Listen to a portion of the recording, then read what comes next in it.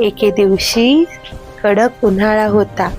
सूर्य पण खूप तापलेला होता. एक कावळा होता. त्याला खूप तहान लागलेली होती. तो पाण्याचा शोध घेत इकडे तिकडे उडत होता.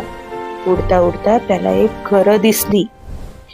ते पाहून त्याला खूप आनंद झाला. त्याला वाटलं आता त्याला पाणी भेटेलच. उडता उडता घराजवळ ठेवलेला तो एका मडका दिसला त्याला. तो कावळा त्या मडक्याजवळ गेला.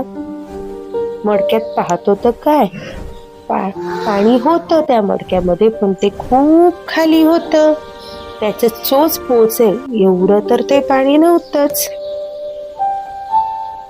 कावळा परत निराश झाला. पण त्याने काही हार मानली नाही.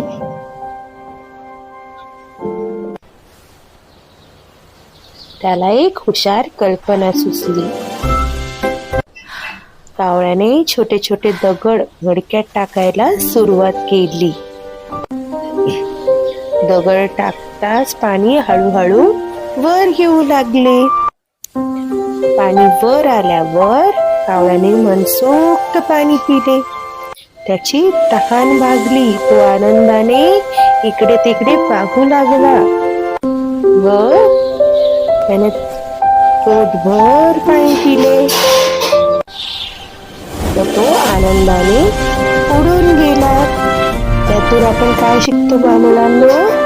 बुद्धी आणि चिकाटीने कोणतीही समस्या सोडवता येते, हो की नाही? हो.